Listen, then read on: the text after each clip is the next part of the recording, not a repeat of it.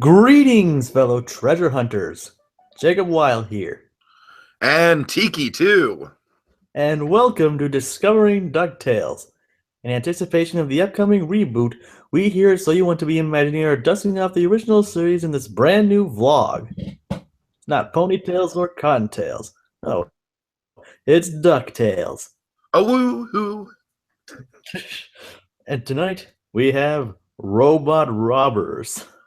Yeah, that's right, Jacob. We have robot robbers. We are plunging into the double digits here on Discovering DuckTales in our epic quest to recap all of the original series episodes before the reboot launches. Hopefully, that's our goal. But of course, we still don't have a date and yada, yada, yada, so on and so forth, rinse and repeat.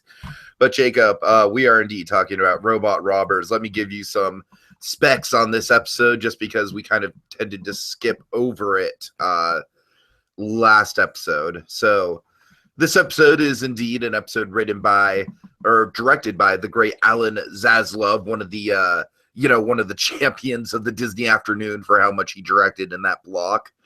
It's written by, I believe, the first time writer on DuckTales. Oh, wait, hold on. Ken Kuntz, David Weimers, Ken Kuntz. I believe neither of these people have written an episode thus far. It's written by some new people from DuckTales. I believe this is their first episode, but they actually went on to write quite a bit.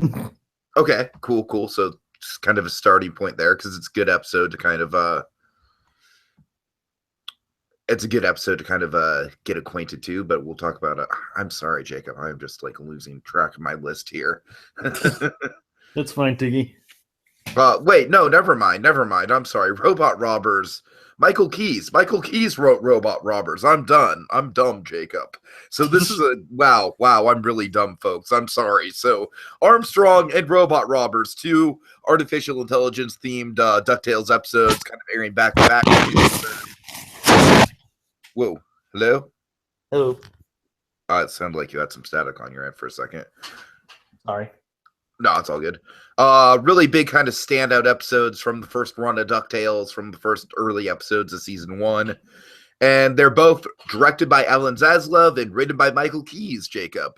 So, it seems like Zaslov and Michael Keyes, I would kind of keep an eye out for those episodes, and it's going to be especially interesting. I'm not entirely sure if they wrote any more like artificial intelligence themed episodes, but they do. That's kind of like their wheelhouse, right? This duo.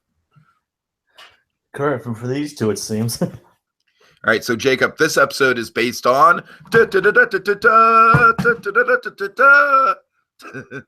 comic book by Carl Barks. Oh yeah. Who actually got his name listed in the credits. So how great is this, Jacob? How great is this? The fact that this is the first Uncle Scrooge adaptation for DuckTales. It's actually pretty interesting. I mean, it's nice that they could actually pay homage to the stories that inspired the series. Yeah, what you see here, we see that Donald is a main character along with Scrooge and the nephews. They're right in the thick of the action. Plus it's Scrooge kind of interesting because if I remember correctly, are the nephews even in this episode? Barely, I think. I mean, I don't think barely, right? Like if they are, I don't even. I don't think they're. I don't think they're absent. I just think they're in. No. According to Wikipedia, I just checked. According to Wikipedia, they're absent. Oh, they are. That's interesting, though. That's interesting because that really just goes to show. All right, Jacob, I'm gonna we'll kind of just like freeform, like kind of talk about this episode, break it down piece by piece. I really like this episode. I like this episode and Armstrong. I can't decide which one is better, really. I mean, they're both real standouts here, but we've got Glomgold. We've got some great character development on Glomgold. You want to talk about that a little bit? It's pretty good. Okay, we can talk about Glomgold. I mean, Scrooge just sees that that Glomgold is vowed to build the banking district in less than 6 weeks, which is pretty bold. Pretty bold statement. Oh yeah. But we figure out why. Gyro of all people built robots for him. Yeah, so Gyro, we were kind of having this conversation, Armstrong. Man, I really like the Gyro character, but you know what I like about him, Jacob, is that he's dumb, but he's dumb in such kind of a human, naive sort of way. You know what I mean? And here he goes taking things too literally again. Like, Screw's like, I told you never to build another robot. Actually, Mr. McDuck, you told me never to build another robot for you, so I built one for Glomgold. But to give credit where credit's due to Gyro, what I like about his plot here is that he's legitimately trying to improve on the Armstrong concept. And Jacob, I've got to say, I really am impressed that this episode is kind of like a direct continuity with Armstrong. You know what I mean? It's like they're directly referencing things to happen. Like, I'm not expecting that to go on throughout the course of the show or anything. You know what I mean? But Yeah, it's nice to see that at least these direct episodes are kind of connected to each other. The last robot you built had to take over the world. And this one is like, the last one had a brain. This one has me. I'm not sure that makes it better, Gyro. I'm sorry, gosh, it's like a running joke on this thing, right? Every time I try and do Scrooge McDuck, it comes out terrible. I'm not sure that's much of an improvement. I think that's more Glomgold than Scrooge, but still.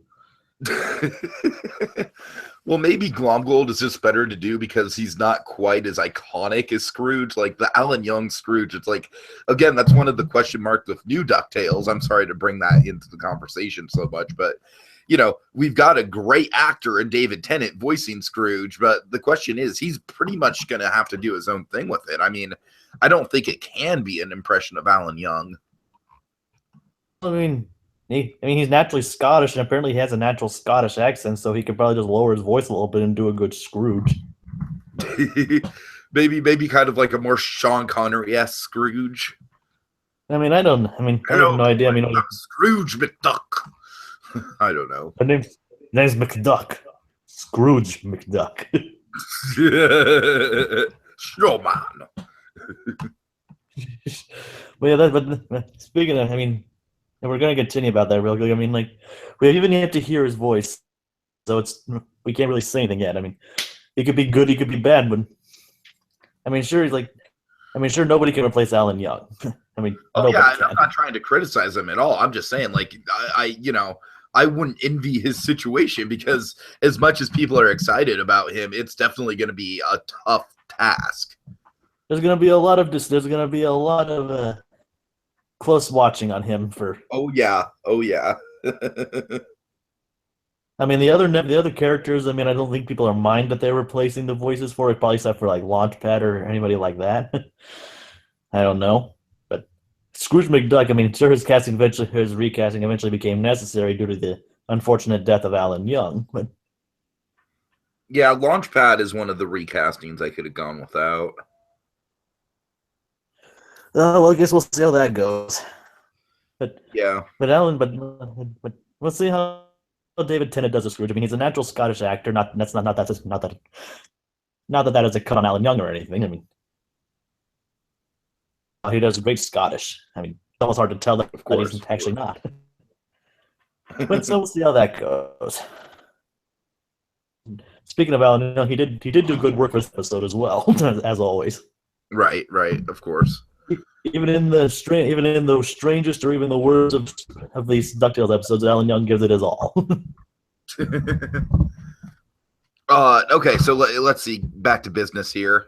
Yes. Let's talk about Ma Beagle, because this episode is very fun for the Beagle Boys and kind of like an introduction to Ma Beagle and their whole dynamic of, they're all just kind of mama's boys, and Ma Beagle is kind of like the alpha of the group. I believe Ma Beagle is actually an original creation for the show. Correct me if I'm wrong. As far as I know, you're right. Yeah, the Beagle Boys were definitely in the comics, at least the designs of them. But I definitely think characteristics like we got a lot of more character out of the Beagle Boys on the show, including the dynamic with the mother. How I understand it is they were originally just a bunch of in the original comics, they were just basically a bunch of robbers who looked exactly the same. Exactly, right.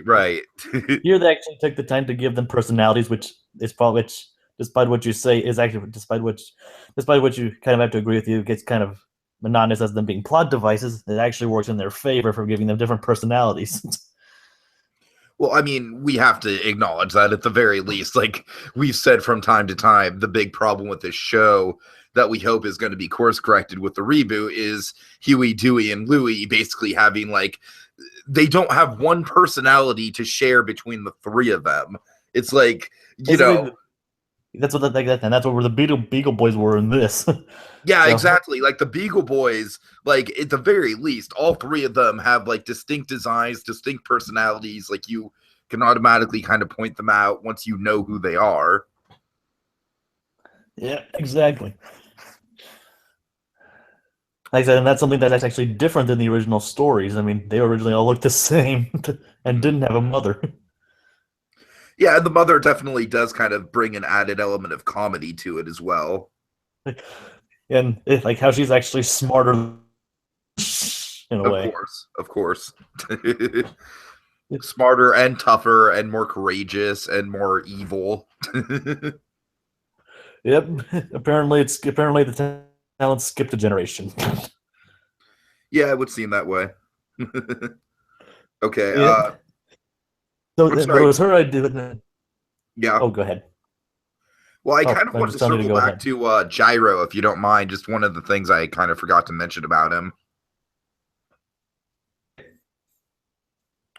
Yeah, with Gyro, we have one of the things I really like about Gyro is the fact that he is kind of genuinely trying to learn from the mistakes of Armstrong, where he's like, you know, putting his brain inside the computer. We kind of joked about it, like, oh, well, that might not work, you know, but like I said, at the very least, I like how he's kind of trying to remedy that situation, even though he's going about it in the wrong way by literally like kind of directly creating a big competition for Scrooge and, you know, advancing Glomgold. Apparently he doesn't work directly for Scrooge. Well, apparently Launchpad doesn't either, because Launchpad is just flying the banner around, and Scrooge really, like, I was actually kind of expecting there to be more of a reaction from Scrooge regarding that, but no, it's like Scrooge is very much like, oh, I get it, Launchpad, you're earning a paycheck. I mean, he doesn't exactly say that, but you know what I mean. It's basically like, oh, okay, no harm, no foul, whatever. It's like he understands all that, even though he probably doesn't like it. You know what? That's actually Jacob. That's one of the things I actually really like about this show is how this is going to sound ridiculous, okay? But just go with me on it. I love how the show shows the pleasantries of big business. Yeah, I do agree with you on that. Like, it's very subtle. It's not something that any kid would really like kind of pick up on and relate to. But as someone who talks endlessly about pleasantries with Blue Dragon 5 on shows with Bates Motel and, you know, and Gotham and all that, I gotta say, this is very much like Scrooge and Glomgold playing the Cold War. I mean, first of all, Jacob, that's one of the things I really like about this episode too, is we get to see Scrooge and Glomgold kind of like reluctantly having to team up and work together with each other. Yeah. Neither of them are too fond of that. No, but of course, we the audience, it's a very fun it's a very fun excuse to get some, you know, some good character dynamics and interactions going on where they're, you know, and like I said, it is kind of nice that they're kind of like having to begrudgingly respect each other and be civil with each other, even though neither of them want to be. You could definitely cut the tension in there when they're together with a knife. Oh yeah, it's a lot of fun. I also really like the animation on the robots. Actually, yeah, me too. Like hockey with them, with Glomgold. Yeah, that's a classic thing that, of course, we see in the theme song. You know, actually the image that I have pulled up right now. Hold on. The high-fiving image. Yeah, the high-five. Yeah, this right here. That's a classic, still from the theme song. I actually think I'm going to keep the comic though, because I just like the way the comic looks better than that. But anyways, Jacob, one of the things I like, I love the scale of the robots. You know, I like how they're kind of animated in almost kind of like an Iron Giant style, where there's like all these interesting angles of them. It's very impressive for Saturday morning cartoons, you know, and we've said that before about the animation on the show. It's well above anything that was being produced at the time. Yeah, and that's one of the reasons why this show is as well known as it is. And holds up as well as it does as well. Exactly. Because you try and look at like anything that Hanna-Barbera was doing in the 80s, and it's just like, no. I mean, I'm sorry, you might have your nostalgia for it, but just no. Well, I mean, what really falls into it is the writing as well. I mean, this stands out in its animation, but the writing is good for this as well. But anything really stands on its writing. I mean, that's my opinion. But like I said, but don't get me wrong. I mean, animation is like 50% of the meat is 50% of it. So this actually does have great animation and good writing to stand up. I'd for say it this well. show is like a potent mix of like great animation and great writing. Because that's one of the reasons why it's so well known and remembered even to this day, in addition to the catchy as hell theme song. Yeah, which honestly, I've got to say, I think the whole like the theme song being catchy as hell is getting a little overblown. And that's actually kind of one of the mission statements I have with this series, Jacob, is kind of like, okay, we get it. The theme song's really good. Let's explore other elements of the show. Let's actually talk about like the meat of the show, like the actual content. What an idea, right? That's actually one reason why I wanted to start this podcast.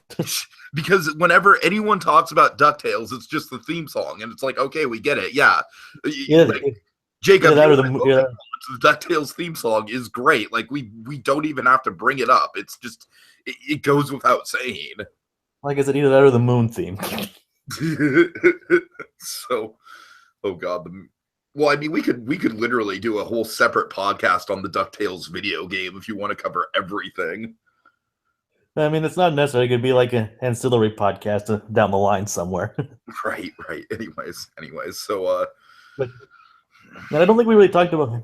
I don't think we talked a lot about Glomgold. I mean, is there anything else you want to talk about him or Ma Beagle or anything like that? Well, like I said, with Glomgold, the big thing is I really like how Scrooge and him are forced to be polite with each other and civil towards each other throughout the episode. I also love the idea that Scrooge, throughout his experiences in Armstrong, lost out on potentially this idea of the robots, you know, that could revolutionize his construction business. And I really think that speaks to the dog-eat-dog mentality of, you know, big corporate business. And Jacob, like I said, all these things I'm laying out here, like, oh, dog-eat-dog mentality, you know, and like corporate shenanigans and whatnot. It's nothing that a kid is going to understand. But I like how this show is sophisticated enough that me as an adult, you know, of course, worried about the political future of our country, you know, and everything like that. You know, I can totally like dig into this and relate to it on a more intellectual level, even though, granted, it's not, you know, this isn't the most sophisticated thing in the world. It's DuckTales, but, you know, I think there's some added layers to it for sure.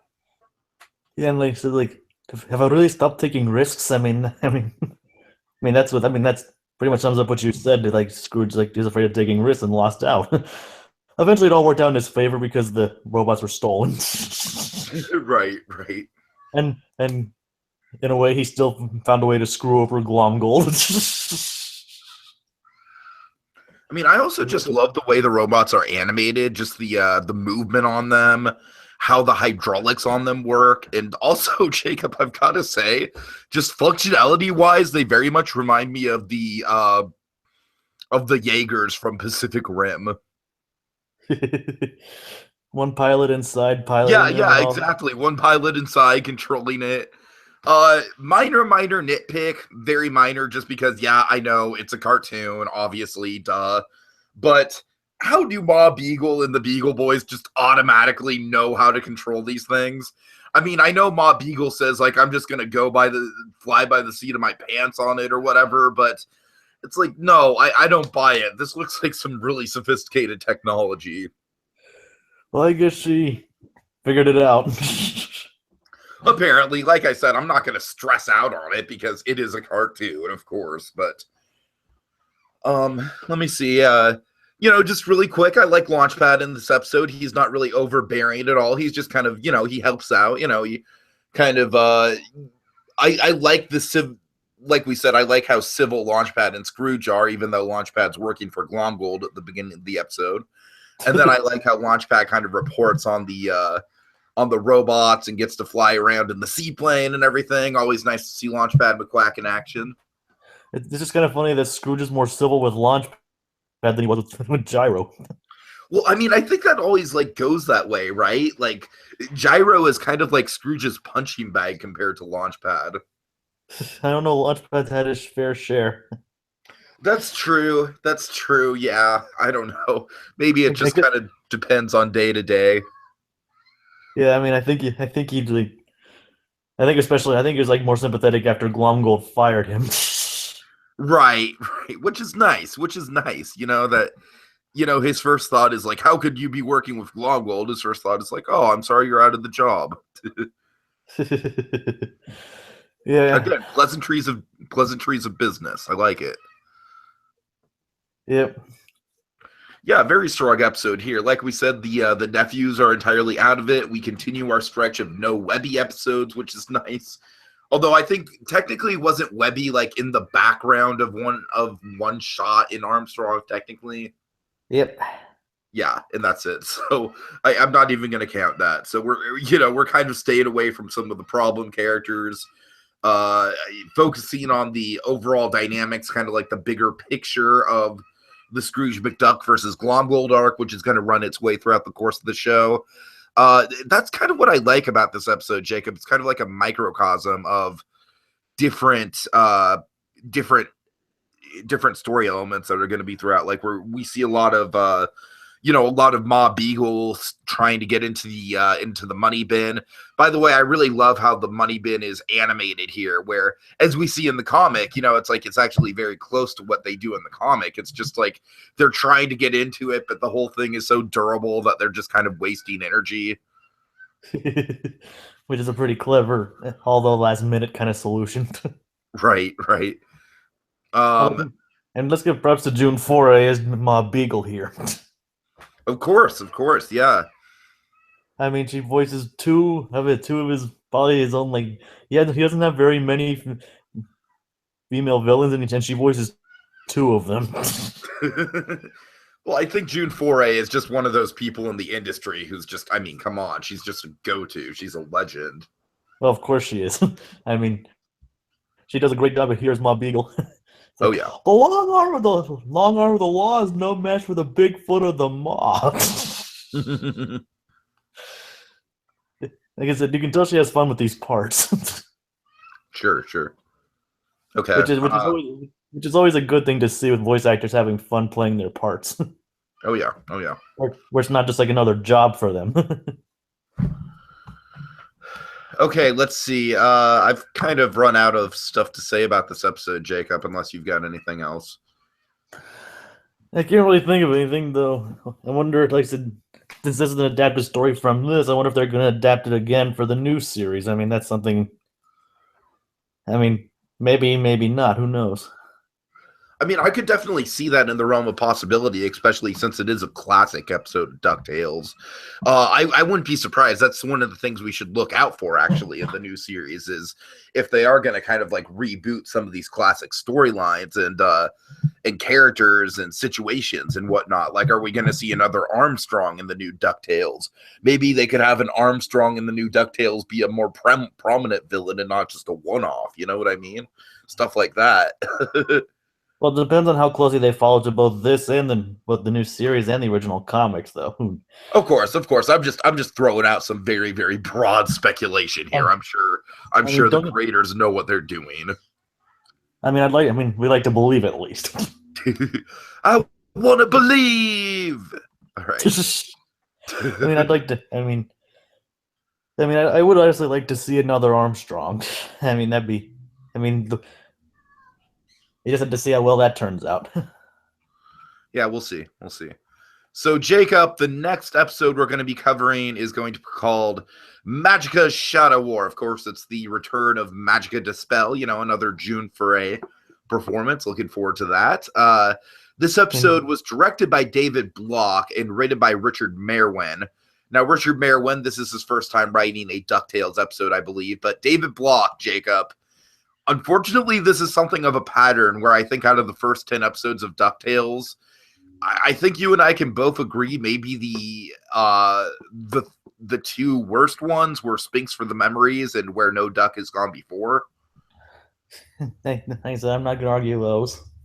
And those were both directed by David Block. So